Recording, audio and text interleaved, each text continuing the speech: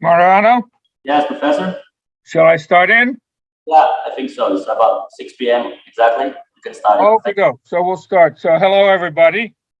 Mariano sent me some questions that you had asked, and I'll deal with those first. The first one had to do with use of retinal nerve fiber layer thickness, OCT. And I think it has a place. It's essential when you're looking at a macula and trying to figure out what's wrong with the macula.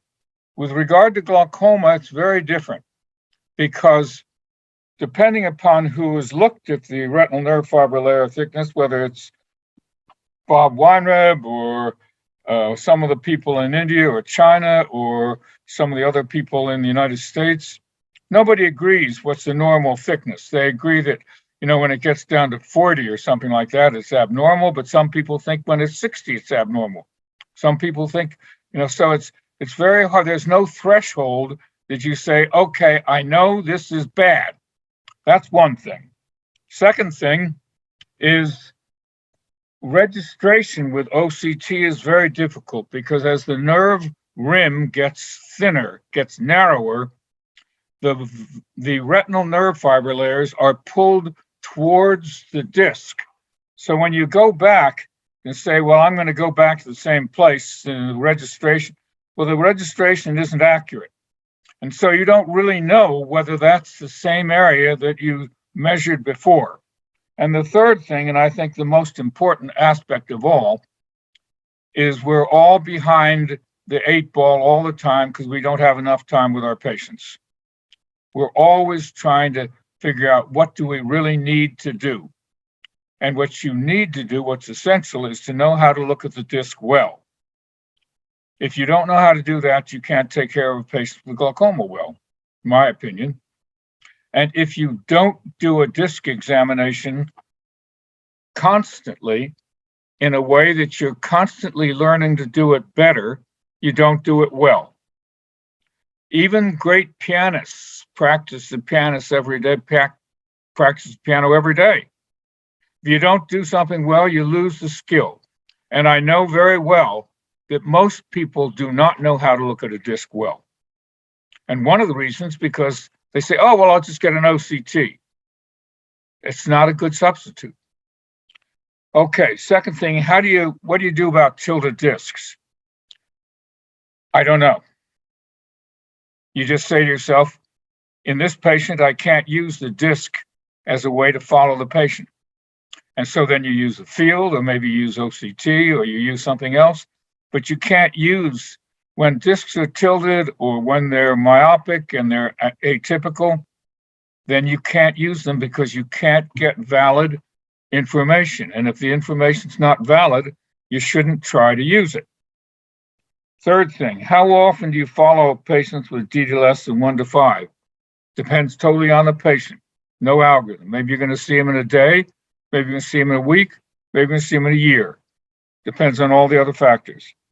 And lastly, what other examinations do you do? That depends on the person too, but essentially just the ones I've talked about.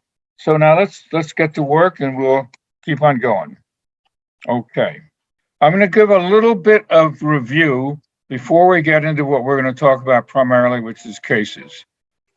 And to review, pattern is just as important as quantity.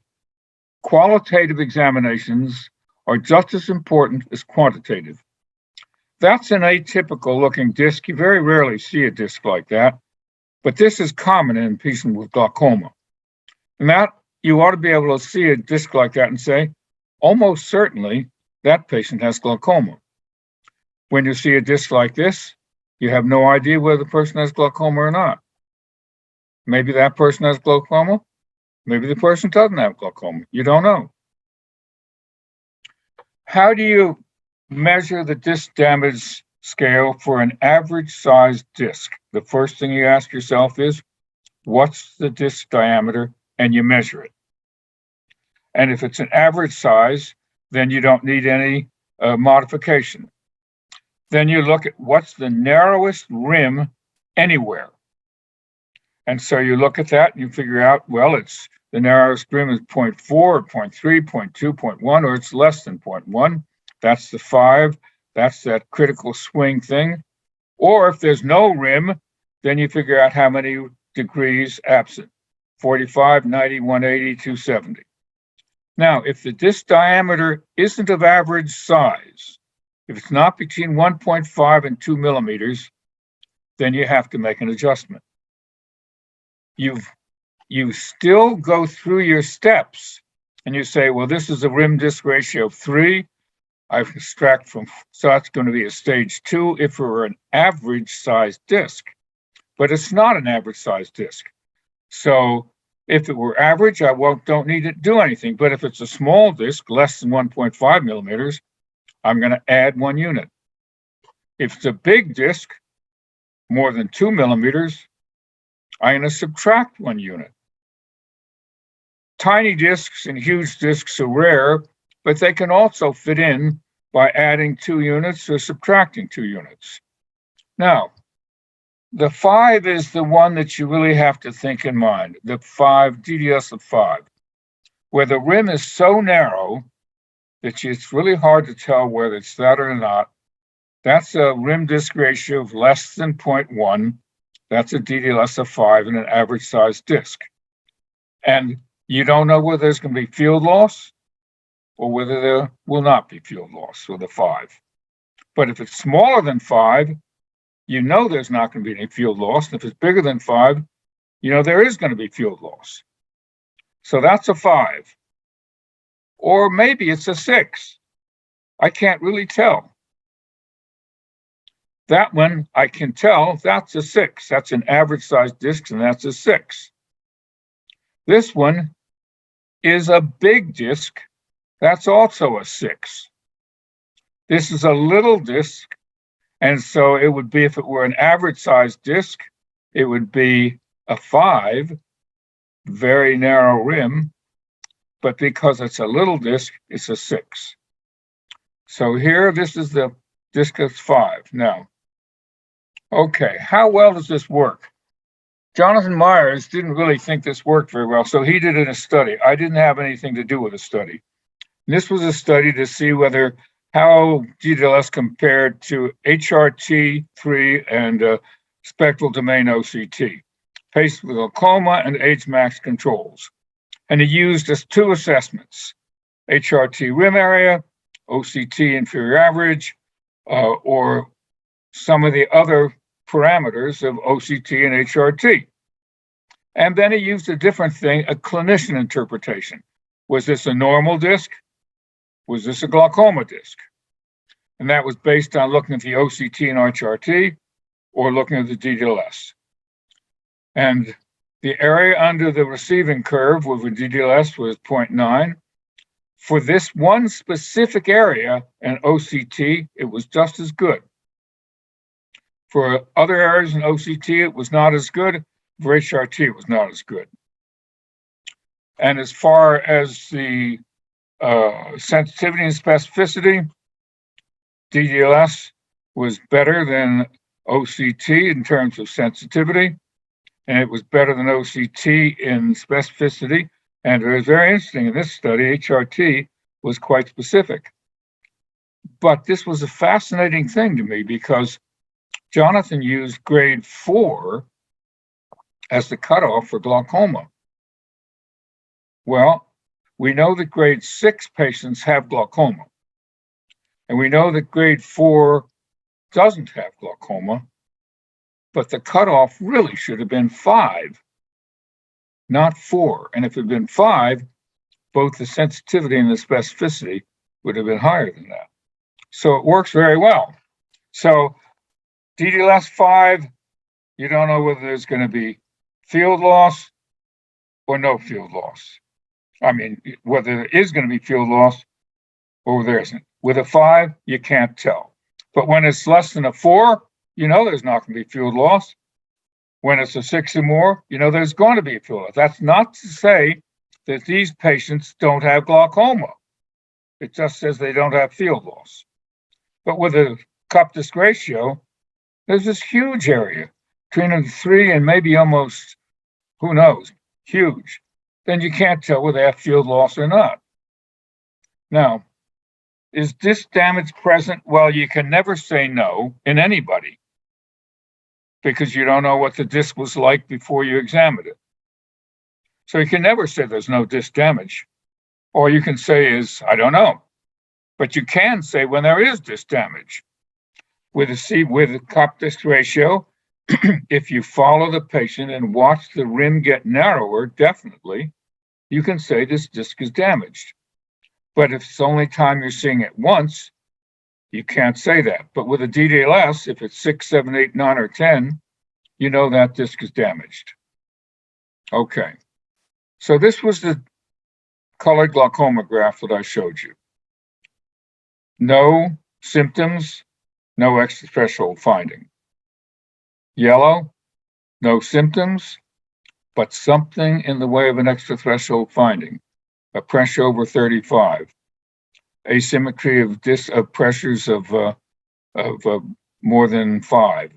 Something is definitely wrong, an afferent pupillary defect. And down here in the red, symptoms. Okay. There are weaknesses with this graph. These boundaries are not straight lines. Furthermore, this is 5, really there should be a line down here, and this should be yellow-green and through here, because it's really 5. We don't know what that is. We don't know whether the patient really is damaged or not. I choose to put them in the damaged, but I don't really know that they are. And down and through here, depending on the person's skills and what one eye and both eyes are like, there's no magic change between 7 and 8. And this should be sort of a shaded area too. You can't really say that just because they've gone from 7 to 8, all of a sudden they're symptomatic. That's a very serious weakness with this graph also. Related to the tilted discs, you can't use a DDLS in patients that don't have fairly typical discs. If they're tilted or they're myopic, you often can't use the DDLS. But still, this way of thinking is key. Now, here's a summary of the things you need to know with a patient. And this is recorded, so you don't need to write them down now, but you may want to write them down later. First of all, and most important, who is this person? What is this particular person's nature? What are their hopes, expectations? What are their needs? Will they come back? What can she afford? Can she understand? Does she have the intellectual ability to understand? Does she have the emotional capacity to understand? And what makes this person's situation unique?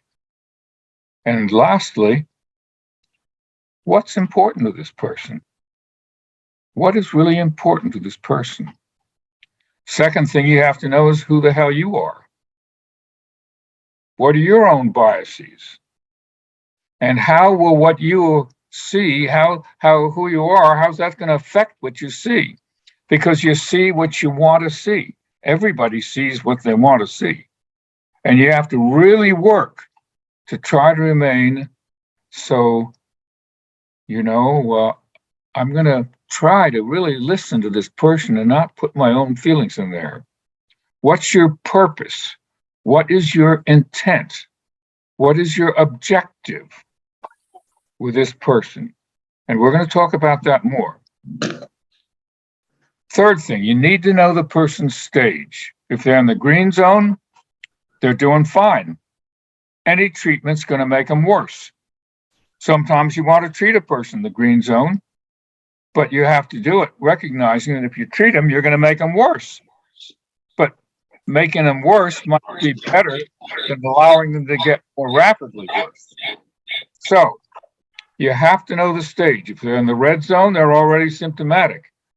Any worsening is going to make them more symptomatic. You have to know how long that change is going to continue. So stage, duration of change, rate of change, Those, you have to know all those three things. Are the changes going to be reversible?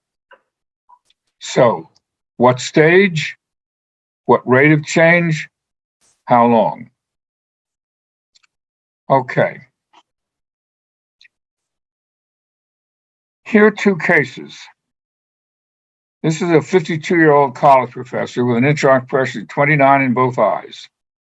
He lives 2 blocks from your office. He's come to see you because he's having trouble up close. He has no relative afferent pupillary defect. His OCT is 450 micron. His cup-to ratio is 0.7 in both eyes. So what do you do? Well, almost all ophthalmologists would treat him. He's got a big cup, got a high pressure, got a narrow rim. He's up here still. He has no extra threshold finding. He's asymptomatic. Why would you treat him? Why would you treat that person? All you're going to do is make him worse. There's no justification for treating that person, even though he's got all those findings, which are not normal, but none of them means that he has disease or that he's going to get worse. Okay. Here's the same point of view patient from his point of view. He knows that he's fine. He's intelligent. He can easily come to your office. He's mildly hyperopic. His angle is well open. He has concentric cupping. His disc diameter is average size, so he's got a DDLS of 4. He won't have field loss. From his point of view, he's up there. From the doctor's point of view, he's down here. Who are we treating? Ourselves, or are we treating the patient? Okay. As you do your daily work, what you have to keep in mind all the time, what do you think about? What is it you have to think about? Your purpose. What is your purpose? And what's your purpose for this particular unique situation and this particular unique purpose? What is my purpose with this patient? And also, what are my personal purposes? Do I need to learn? Should I be doing a gonioscopy on everybody I see so I can really learn to do gonioscopy? And until you can do a gonioscopy really competently in a minute, you can't do a gonioscopy well. So what do I have to do to keep learning so I can do better? Am I doing what I'm told to do? That's always a challenge. We're told to do lots of things that maybe we shouldn't do, but sometimes you kind of have to do them in order to keep your job or not have your supervisor fire you or whatever. So it's always a balance. And then what I'm going to be doing, because I got to earn a living. That's a justifiable concern. Now we're going to finish up with cases. I added cases that are fictional, but all the other cases, the other 4 cases, are all real. This was a banker in Philadelphia. He'd seen an ophthalmologist about 5 years beforehand who told him he had glaucoma and told him he needed using drops. He was a bank president. He was very busy, and he didn't use his drops. The person who he saw was at the University of Pennsylvania, and he left the University of Pennsylvania to go back to Northwestern University, where he was the glaucoma person in charge there. And so this banker then said, "Oh, gosh, I can't see my golf ball when I hit it now. When it gets out in the distance, it disappears. I think maybe I better see something. I think there's something pretty wrong here." So he came to see me. He's absolutely reliable. He had a little cataract in one eye, nothing the other. His pressure was 13 and 11. He was on no treatment.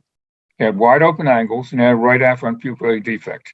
Those are his damage Likert scores. So I say to him, "You're already down here in this red zone. You already know that you're having symptoms.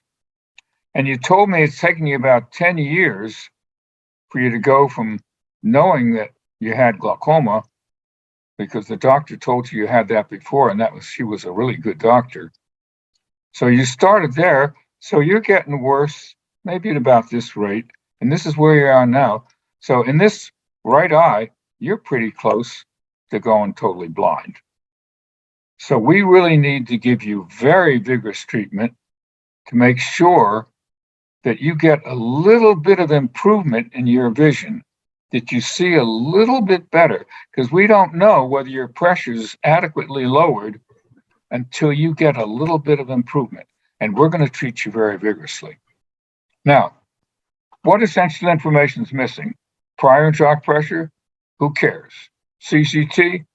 Who cares? Slit lamp? Yes, of course you have to know that. Visual field? Unnecessary. Retinal disc OCT? Unnecessary. Macular? Unnecessary. Quality of life survey? None of those things are needed, except for you have to know why his vision's only 20/40. So you better do a pretty careful slit lamp examination to make sure that he's not losing field into cup fixation. And that way, this is where you need to do a confrontation field. You almost can't get that information from white on white or an automated perimetry, but if you do a confrontation field and you say, okay, now close your left eye, because it's the right eye that we're testing, and you tell me when you can first see my field. And you say, do you see it now? No, no, no, no, no, no, no, no, no, no, no, no. I see it right now. Then you know that his vision is not due to loss of central fixation. So confrontation fields are very valuable. I do them all the time in patients who have advanced disease, so I can give them a fairly accurate estimate of what their likelihood of having wipeout is. This is a 64-year-old beautician. She was really angry and very unhappy. She went to her ophthalmologist because she thought she needed reading glasses, and he measured her pressure and found her pressure to be 28 and 26 or something like that. He said, oh my God, you got glaucoma. We're gonna have to start you on treatment. So he gave her one drop, but that didn't lower her pressure. So he gave her another drop. That lowered her pressure, but nowhere near target. So he gave her another, still not near target. So she's on 4 drops. When she comes to see me, her fields have gotten a lot worse. Her vision is crummy, and she has eyes that look like hamburger. Terrible, terrible eyes. She's a beautician. She hates how she looks. She can't see. She's angry at the other doctor because he didn't treat her glaucoma well enough, and she's going blind from glaucoma. So he comes to see me. I look at her. I see her vision down, and she's got terrible corneal changes. It's amazing when you see that well. Those are her pressures on 4 meds. Horrible corneas. She's got no APD. And I can get a fairly good idea of what her discs are. Certainly not good because her corneas, but they look to me like they're a DDLS of 3. And she has fields that she brings with her that show a loss in both eyes, but it's not a glaucomatous pattern. It's just the sort of pattern that happens when people don't see very well. So those are her discs. Not when I first saw her. They weren't that clear then. And you can see how this fellow said, oh, the pressure was 28 in this eye, 29 in this eye and 28 in this eye. There's a disc asymmetry here. This patient's got glaucoma, but this is a bigger disc. So the rims actually are almost the same width.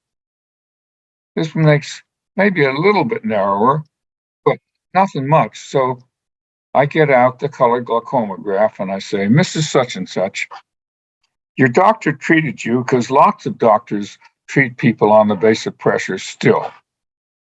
And sometimes when the pressures are really high, that's okay. But when the pressure that you are, on average, if you just look at 100 people, about 50 of those people will get field loss and about 50 of them won't get field loss. But as far as you're concerned, You either will or you won't, 100% or 0%. And we don't know. We don't know whether you can get field loss or not. But I can look at your nerves, and I say, I know that your poor vision now is not due to glaucoma. I can say that with quite certainty. So I'm not worried about your glaucoma. Said, oh my God, I was sent here for glaucoma surgery because I'm getting worse. Said, I can understand that. But the reason why your fields are worse is because your corneas are really hazy. It's like looking through a dirty windshield, a really dirty windshield. And the reason why that way is from the drops you're using. Now, I'm not criticizing your doctor because this is what a lot of doctors would do. They're taught to lower the pressure. And when one drop didn't work, he tried a whole lot of things. But the first thing we're going to do is we're actually going to stop your alpha-GAN. Oh my God, my pressure's going to go up. No, we're going to stop your alpha-GAN. Well, I convinced her finally. So 2 weeks later, she came back and her pressure had actually fallen, which is not unusual. Patients who have that terrible alpha-GAN allergy or toxicity, or all of them, horrible eyes, sometimes their pressures fall when their alpha-GAN is stopped. And I think maybe they have congestion, so they got episcleral venous pressure increase. I don't know what it is, but at any rate, it's not rare to see the pressures come down as the conjunctivitis clears up. So I said, well, your eyes look a little bit better. How are you feeling? Well, my eyes look a lot better. They're not so painful anymore. That's a good thing, but my pressure's still terrible. I said, yes, your pressure's terrible. Well, it's better than it was, she says. I said, but we don't really know what pressure is necessary for you. We're not treating your pressure, we're treating you. And I'm going to advise you to stop the Zalatan next. Oh, but my pressure. No, we're going to stop your Zalatan and see how it goes. So reluctantly stopped the Zalatan. She came back 2 weeks later. Her pressure had gone up to upper 20s. She was freaked out again.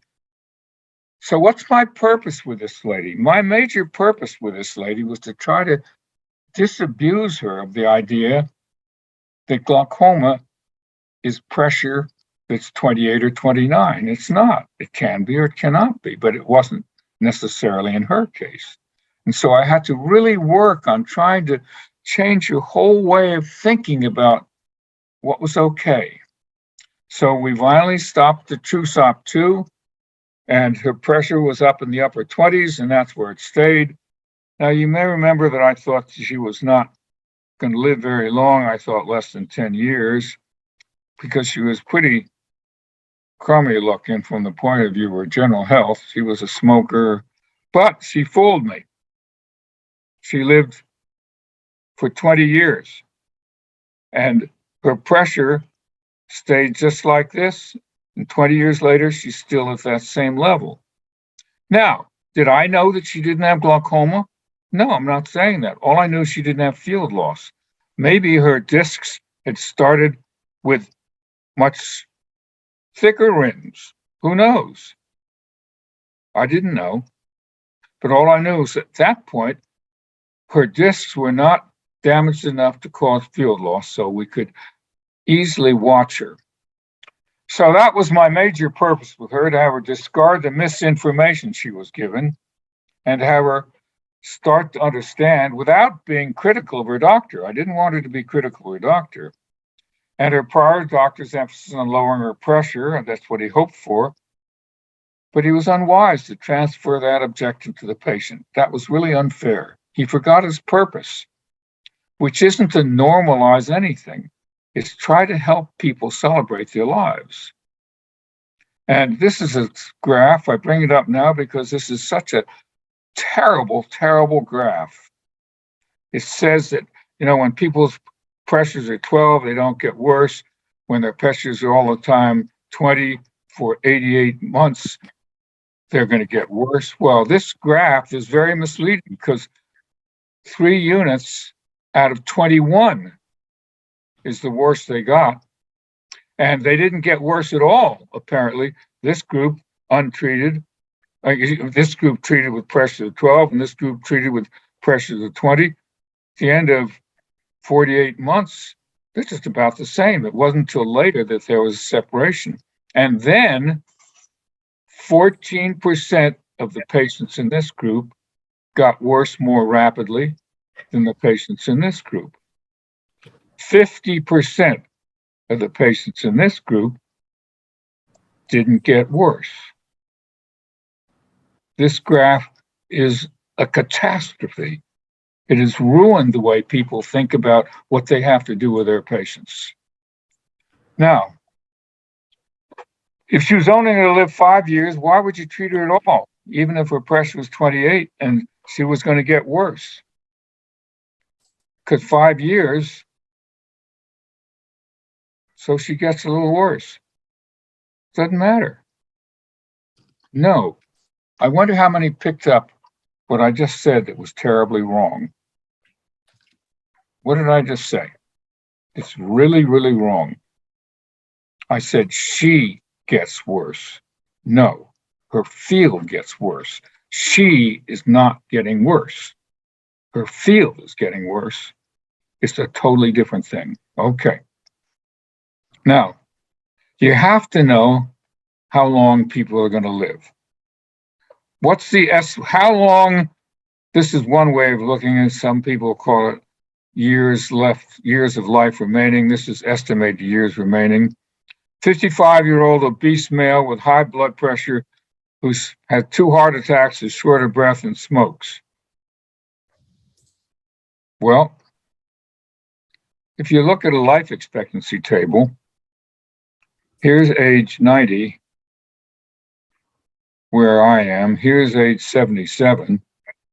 Age 77 is the average life expectancy of American male, so I've been dead for 13 years.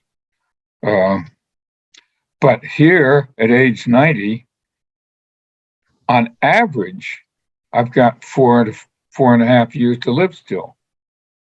That's on average.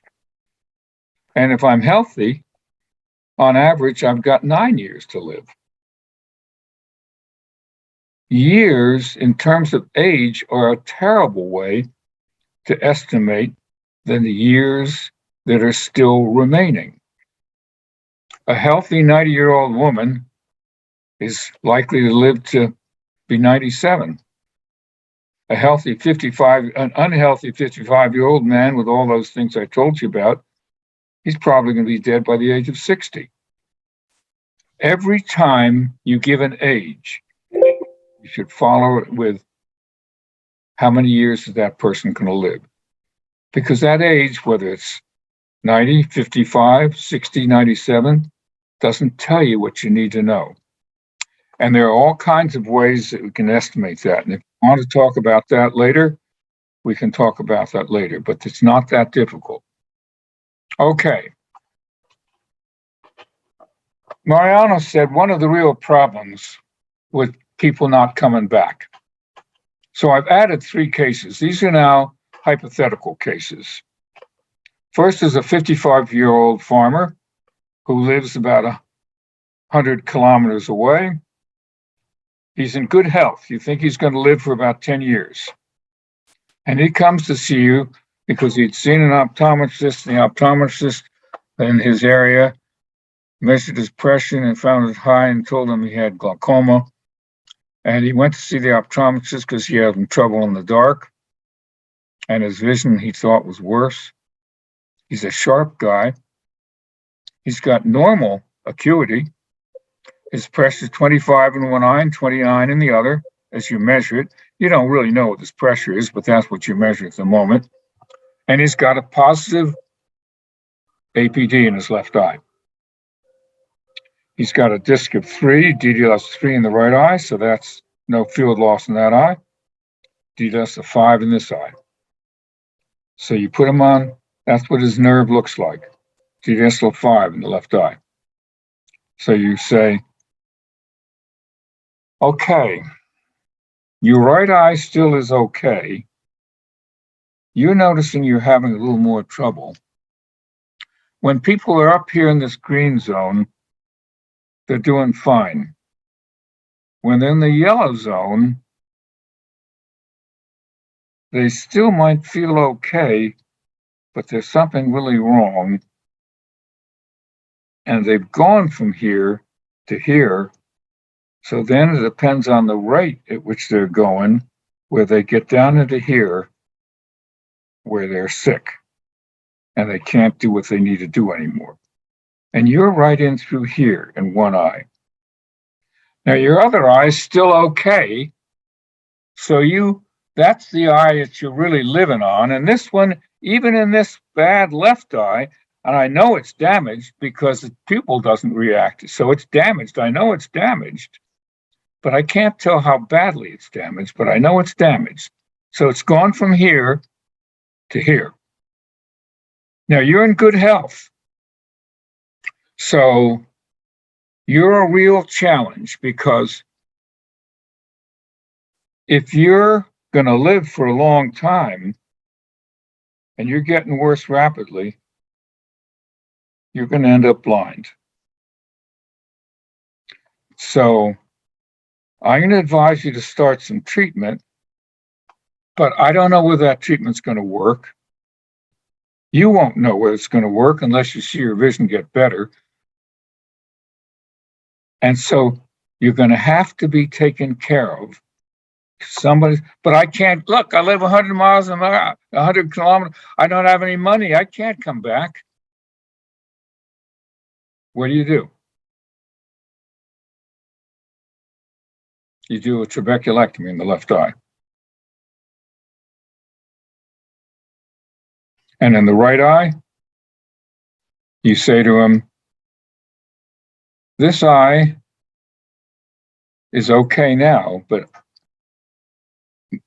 usually with glaucoma, the two eyes follow the one eye follows the course of the other. So it's probable that your good right eye is going to be damaged.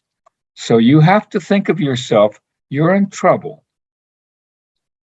You're in trouble because you're in good health and you're already damaged. Okay. Here's the same case. 55-year-old farmer lives 100 kilometers away. He's in good health. He's having some trouble in the dark. And his vision is definitely worse. Look at him, his pressure is like this. He's got a positive, I did that wrong. He's got a positive APD in his right eye, not in his left eye. And you look at his disc and it looks like that. This one's easy. The first one's tough. The first one, you may be able to convince him that he can get care, in which case you don't do a trabeculectomy. And you evaluate whether he can come back for a follow-up and so forth.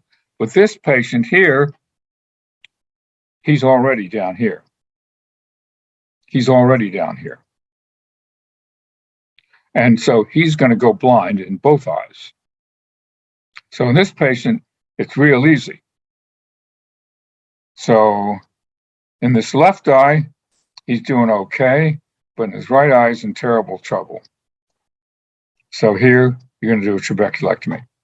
Now here's the same patient. 55-year-old farmer lives 100 kilometers away. He's having trouble in the dark. His vision's worse. You look at him, his vision's 6.9 in one eye and 6.12 in the eye. That's different. And he's got early cataracts. Those are his pressures, 25 and 29. And he has a positive, look, wrong one. He's got a positive APD in this eye.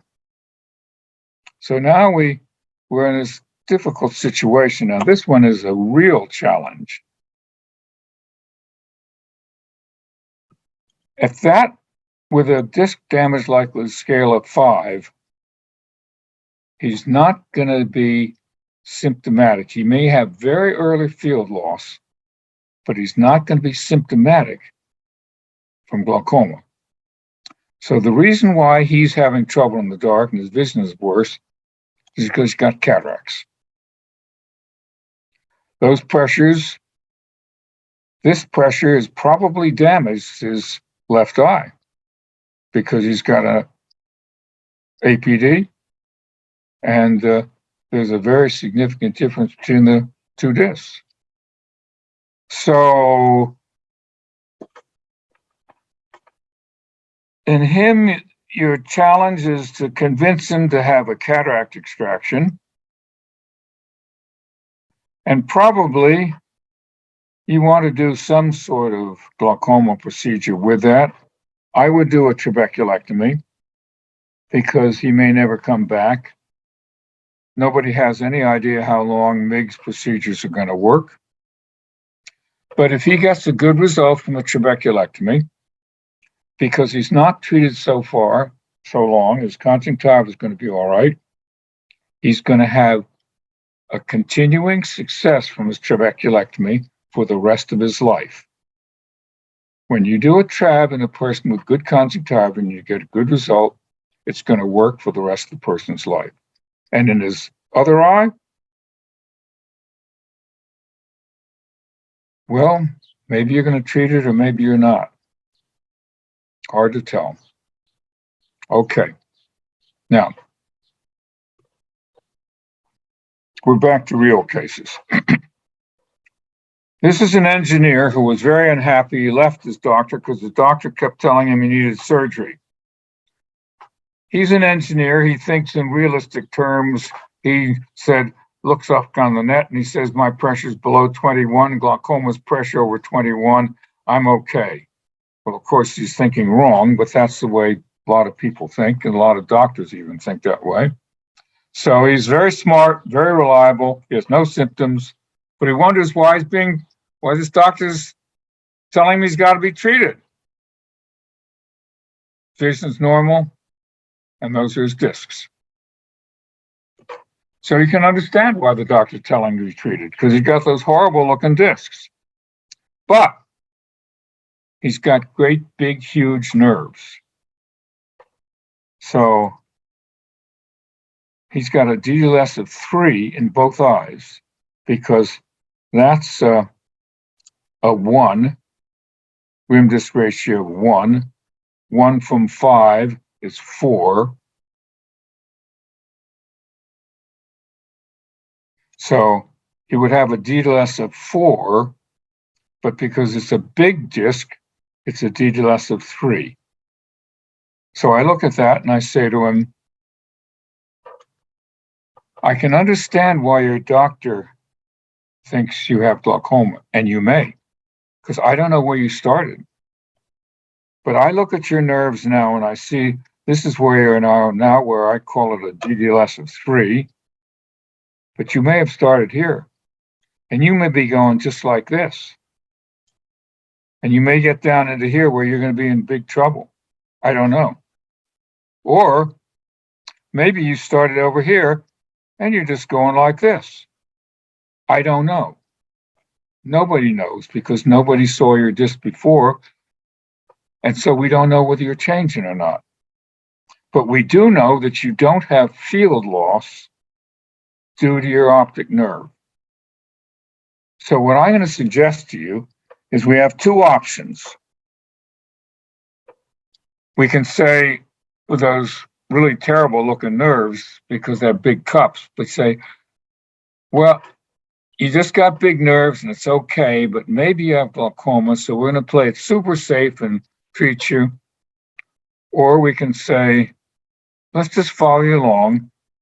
And if your optic nerve gets worse, we can start treatment when you're still up here, or let you go a little bit longer, because if you're getting worse very slowly, so if you're getting worse, not you, but your field, and your disc is getting worse like that, well, if you die before you lose any, become symptomatic, well, that's great. Who cares? So we'll follow you along if that's what you want, or treat you. Which do you want? So as I think about that, and I said, as we're examining our patients, we think, what's our purpose? So this man, an engineer, he thought the human body was like a machine. And he thought that, there were certain findings and there were always a fine and you could definitive treatments, and he was unhappy with his doctor because his doctor didn't know his pressure was, quote, normal. Well, I can't correct that engineer's mechanistic way of thinking. I certainly want to protect the prior doctor, but I can maybe indicate to him that his mechanistic way of thinking is okay if he changes what he thinks is normal, not on the basis of pressure, but thinks in terms of discs. Okay. And in fact, he elected to be treated. I followed him for 20 years, and he stayed exactly the same. This is a doctor who was a pharmacist in a pharmaceutical company right near Philadelphia. He looked like he was in super shape. He looked like he was going to live forever. And he was from a Mediterranean country. He was very macho. He was sure he was fine, but his wife wasn't going to drive with him anymore because she said he couldn't see at night when he was driving. And she convinced him to see an optometrist. And the optometrist told him he had glaucoma, but he's a doctor, and as optometrists say, the optometrists don't know, and my pressure's normal. I'm fine. I'm doing great. I'm a big, tough guy. So his wife convinced him to see an ophthalmologist, and the ophthalmologist, a different person at Penn, but a super ophthalmologist, told him he had glaucoma. But the person he saw was a woman. So, not to be believed. So he came to see me. I knew, because he told me that the doctor at Penn had said I knew he had glaucoma because she's a super ophthalmologist. So I'm thinking, what's my purpose with this guy? What's my major job? It's not to tell him he has glaucoma. Nobody's going to tell him he has glaucoma. So I examined him, and those are the findings. He had an RPA, right afferent pupillary defect. This is what his discs look like. So I pull out the glaucoma graph because my job with him is to get him to tell himself he has glaucoma, because he's not going to listen to anybody else. So I pull out this graph and I say, Dr. Such and Such, this is a graph that shows how people with glaucoma get worse. Everybody starts up here in the green zone. Everybody starts in the green zone. And then some people, they get worse about this rate, and the nerve gets damaged until it's definitely damaged, but they're very smart and very adaptable, and they're tough, and they can tough it out, and they think they're doing fine, but they're damaged. Now, when I look at you, this is where one of your eyes is. This is where your other eye is. And it's amazing to me that you don't realize yourself that you're not seeing well. Your wife doesn't think you are. But the fact is, you're damaged in both eyes. Now, I don't know whether you're getting worse at this rate, whether you're getting worse at this rate, but I know you're getting worse. What do you think? So then I'm very quiet and I don't say anything. Notice I didn't advise him to do anything. And so he says to me, do I need surgery? Okay. This is the last case. This was a young man that came to see me, and he looked as though he was in pretty good health. He was really an odd person, very unusual affect. He seemed very odd. He needed glasses. He was nearsighted, and his optometrist told him he thought he had glaucoma, so he came to see me. He was really not a reliable person. His pressures were very high. Both discs still looked perfect. So he's here. So I think he's here, but with pressures there, that's an extra threshold. He's not there. He's down here already. He's got an extra threshold finding. He doesn't have any field loss, but he's damaged. So he's going to be treated. So what do? I advised him to take timolol, and he came back 2 weeks later. His pressure had fallen to 14 and 15. What would you do?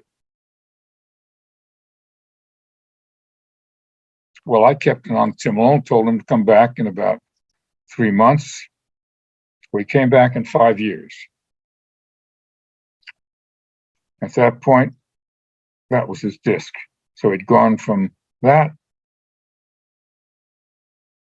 to that in 5 years.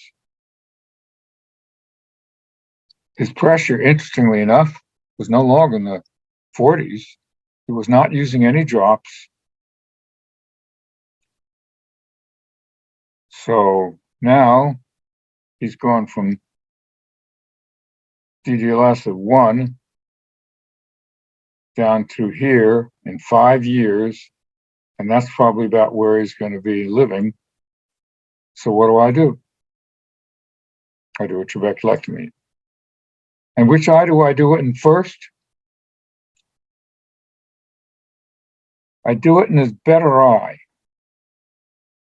I do it in his better eye, and this is a challenge because there's a very real chance he's going to be unhappy with his surgery. And if I do his worse eye first, he's going to end up with 2 bad eyes.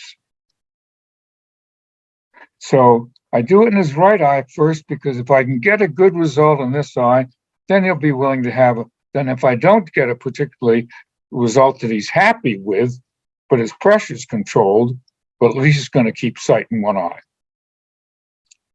Okay. In conclusion, all these presentations were about what's our purpose? What is our purpose? It's not to normalize findings. It's not to preserve fields. If some people get a little worse field, it doesn't matter. If other people get a little bit of worse field, it can be a catastrophe for them. It depends on the stage where they're starting. And what do they need in the way of field? It's to be of help to the particular person that we're considering, of help to the patients. We also want to help our colleagues. And there's nothing wrong with being concerned about helping ourselves. And probably one of the best ways we can help ourselves is to help other people. And the first requirement is to want to help. And what is it that makes us want to help? I think it's to feel attracted to the other patient, the other person, to say, I really like this guy. I really like this woman. She's lovely, screwy, really screwy, but a wonderful lady. I want to help her, so I need to listen. That's my wife. She wrote some poetry, and I'm going to close with a poem that she wrote. Have you heard dry snowflakes falling on a silent night? If you listen, you will hear millions of tiny sleigh bells jingling. If you listen, you will hear girls' knitting needles clicking. If you listen, you will hear the time-splitting embers of a dying fire. You will hear crystal prisms tinkling as they touch. If you listen, you will hear the ringing of crickets singing on a summer's night. But if you move or speak, you will hear only yourself.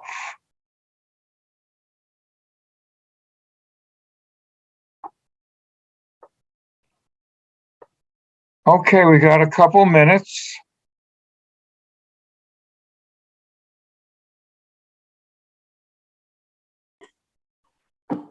Professor, always fantastic. Like to hear you. Always. We don't have any questions now on chat. If anyone wanna say or wanna ask some question, please just write on chat that we will do it. I have a personal question for you about treatment. What do you think? Like, I know that sometimes you don't want to start like chemo or anything because of the collateral effects. But what about SLT? Like, as a way to start a treatment or to try it when you only suspicious of a glaucoma, doing SLT. Mariano, as I mentioned, I don't know, it's my computer microphone or something, but, and also I know it's my ears are not so good anymore. So well, your question was about when do you use laser? Yeah, like I asked him because sometimes you say that it's not worth it to start Timolol or alpha-gun or anything because of the collateral effect. But what about SLT? Like on the suspicion of okay. There are lots of things to talk about. You said treatment isn't working. Well, how do you know the treatment's not working? No, I didn't say it's not working. No, let me finish up, Mariano. Okay, you've given them some drops, and you don't really know what those drops are doing. Maybe they're stabilizing the pressure, but not lowering it, and maybe that's all that needs to be done. Maybe they're lowering the pressure, but not enough. So you never know just by measuring the pressure whether things are working as well as you want. The only way you can tell is if there's an improvement in vision or an improvement in the disc, then you know that the pressure's been treated effectively enough that they're on their, whatever you're giving them is doing what it needs to do. Now, if that doesn't seem to be happening, then they're not doing well enough.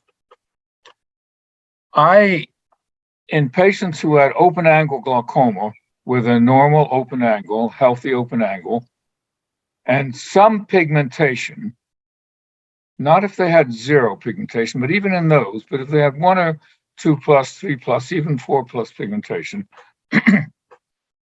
I would say 95% of the patients I started them with a laser as the first treatment. That was my primary treatment. And I only used drops if it didn't seem that the laser had done its job. So I started the patient with lasers. Now, I remember when I said, doctors say, my patients would never, they all said they didn't want a laser. I never had a single patient refuse to have a laser treatment. And I'll tell you a story, because the reason why the patients didn't want a laser was because you didn't present it to them in the way that they would accept it. If you believe in the laser treatment and you really think it's the right treatment, your patient will think it's the right treatment too. But if you think, maybe they're not going to use drops, so I'll try a laser, maybe it'll work, they're not going to use it because you don't believe in it either.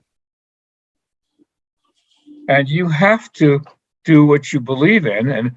And I believe very strongly that drops are a terrible thing to have to use. When I did trabeculectomies in the days before we got into the target pressure range and before we had so many drops, as I mentioned to you, about 85% or so, I didn't mention this, but about 85% of the patients I did trabeculectomies in would end up with a good-looking bleb and with some filtration and what looked like a significant pressure lowering. And I would say to the patient before I did the surgery, now I can't promise you this is going to work. It's got about an 85% chance that it's going to work. But I can promise you that if it's going to work, if it does work, it's going to work for the rest of your life. Because they did. Nowadays, trabeculectomies last about 5 years. Why? Because the conjunctivas are totally mucked up before the people do surgery. Mark Sherwood, Alan Crandall, whole bunch of people, you know, their dramatic corneal change, conjunctival epithelial changes that occur with the use of preservatives. Ophthalmologists are still using preserved drops. Criminal. It's ruining the conjunctiva. You can't get it. It's very difficult to get a long-term filtering bleb when the conjunctiva has been basically run over with a tank. So I like to start with a SLT, or I think ALT is probably just as good as an SLT.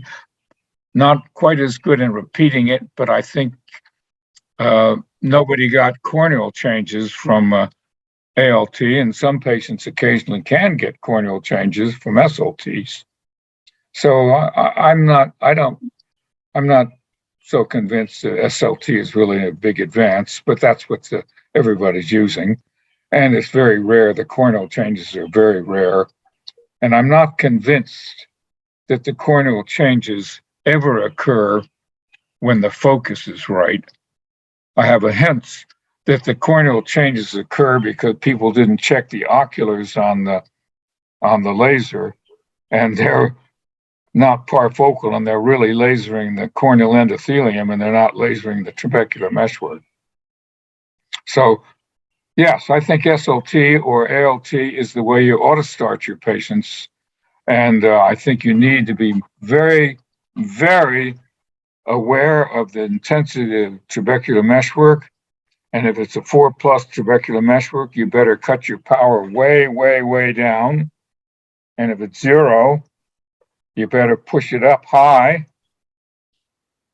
And I would almost always do, except in patients with the exfoliation syndrome or 4+, because there I couldn't tell whether I was going to get a pressure spike.